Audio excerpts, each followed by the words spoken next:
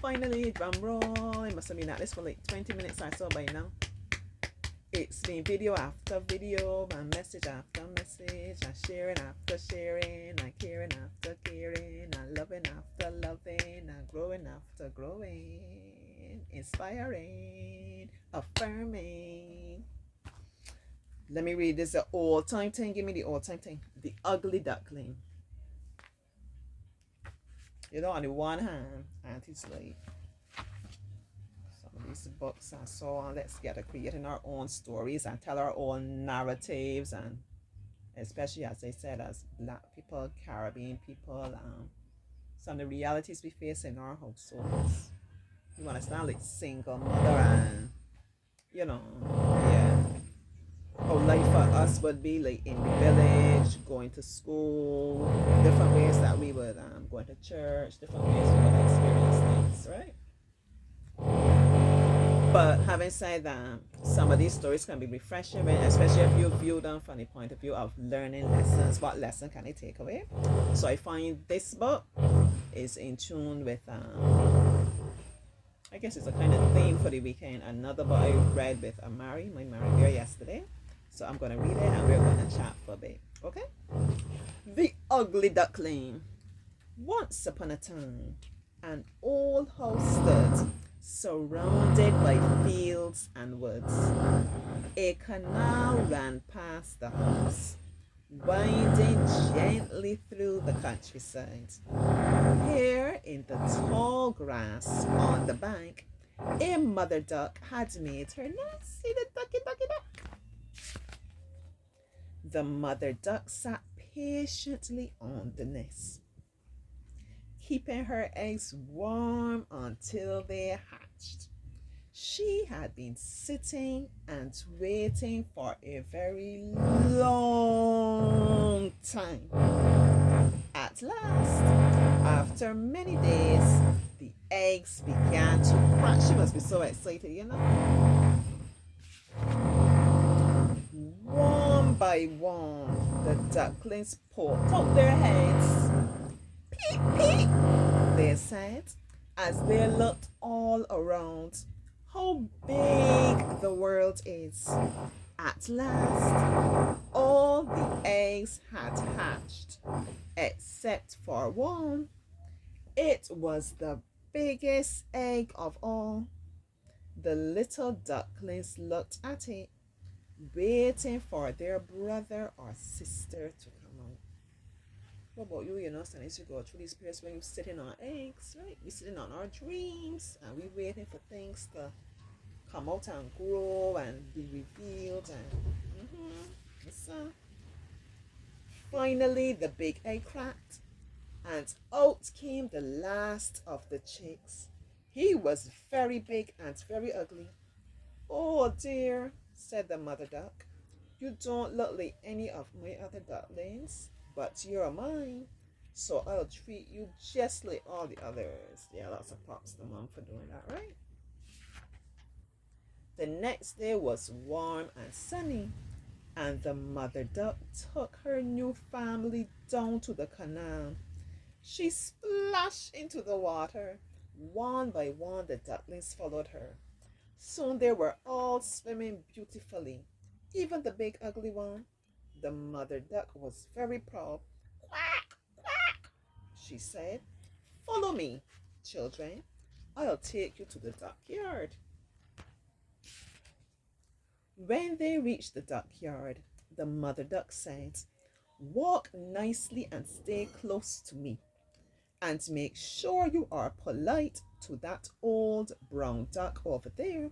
She is the most important duck in the yard. Mother duck inculcating values in his children. You gotta be mannerly. Yeah.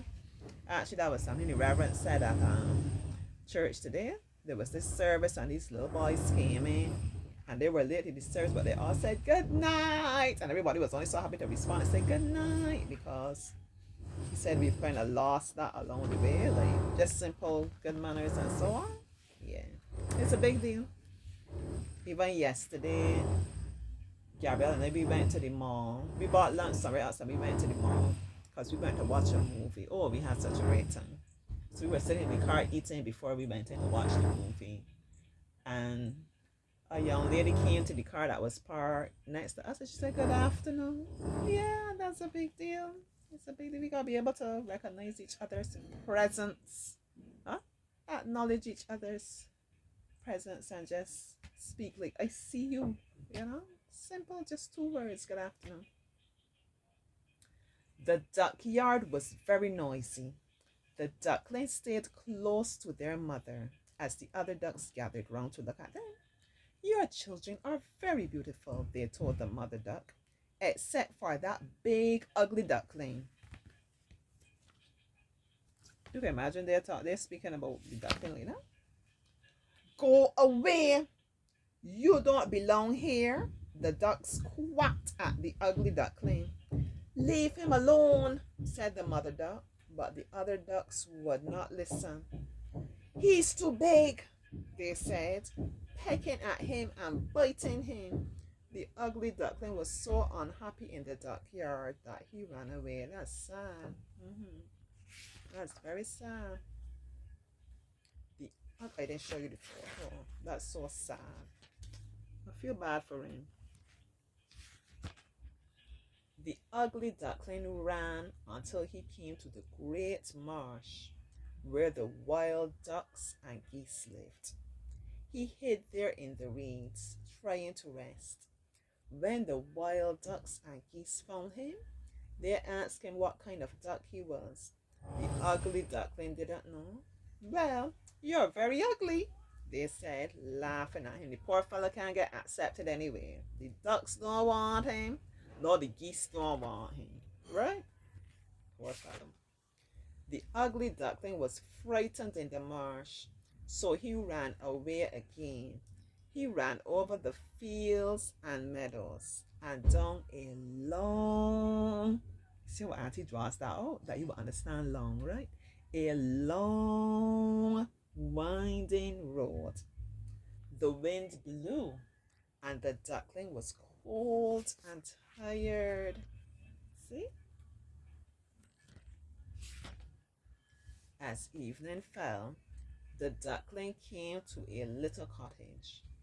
The door was open just a crack, so the ugly duckling was able to creep inside out of the cold. You're gonna have a cup of tea. That's really into tea, what is, you know. In the morning, the old woman who lived in the cottage found the ugly duckling. "You can stay here," she told him, "and we shall have duck eggs." So the duckling stayed, but he did not lay eggs. But you know, if it's a he won't be laying eggs because it's a he. But we will find out more, you know. The old woman had a hen that could lay eggs, and she had a cat that could purr. "Can you purr?" the cat asked the ugly duckling. "No," said the duckling. The hen said, "Can you lay eggs?" "No," said the duckling. "Then you can't stay here," said the cat and the hen. Oh, he ain't serving a purpose. That's what they're trying to say. You can't purr, you can't lay eggs. What purpose you serve and how you will benefit us by staying around here? You can't stay around here. My boy off again. So the ugly duckling went away again. He found a lake where he could float on the water and dive to the bottom to find food. There were other ducks there, but they all laughed at him because he was so ugly. The duckling stayed far away from them. Autumn came. The leaves turned brown and the air grew colder. One evening, as the sun was setting, a flock of birds flew over the lake. They were handsome white swans with long, graceful necks, just like Auntie. As he watched them, the ugly duckling was filled with a strange longing. He loved the beautiful swans so much that he thought his heart would burst. Mhm. Winter came, snow clouds filled the sky, and the lake froze. The duckling had to make a hole in the ice so he could have a little space to swim and water to drink. He had to keep moving so that his tiny bit of water wouldn't freeze over. At last, the ugly duckling was too tired to swim anymore. He fell asleep, and the ice surrounded him, freezing him through and through.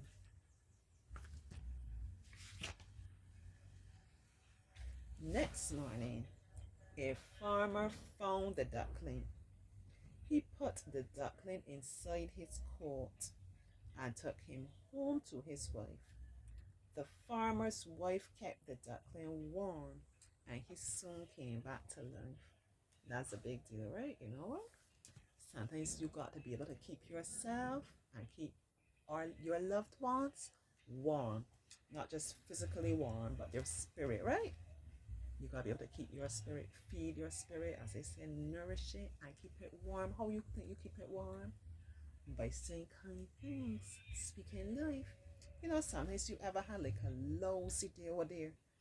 I couldn't get the word understand at school today at all. I had a test. I didn't do so great. Teacher was annoyed at me. Then when it was playtime, nobody want to play with me. Then when it was school meals time, it was like like mashed potato or something. I don't really, that's my least favorite thing to eat. And everything was wrong. Everything went wrong today. Mm? And you come home and mommy or somebody hug you, don't mind. Tomorrow's gonna be a better day, you know. You can get that word, understand, you know, mommy's gonna help you. Or we go to lessons with auntie, auntie's gonna help you. And you can be able to do better, you know. And probably you may get something you eat that you like to eat tomorrow, or better yet, I'm gonna fix you like you know the big thing is macaroni. I'm gonna fix you like macaroni or a nice soup. Soup is a good thing. To feed your spirit, your soul, and your body. I'm gonna make you a nice chicken soup or something, you know? Yeah, and when you're done, we can watch your favorite picture or keep your spirit warm. Okay? Yeah. When the farmer's children saw the duckling, they wanted to play with him, but they frightened the duckling, and he tried to run away from them. He flew into the milk churn and then landed in the flour barrel. The children laughed and shouted and tried to catch him. The terrified duckling ran away and hid. Even the children again saying, well, well, well. All through the long cold winter, the duckling hid in the reeds of a swamp. At last springtime came, and sunshine warmed his feathers. The duckling spread his wings. How strong and powerful they were. Now this got me feeling doing again. I'm doing some kind of dance.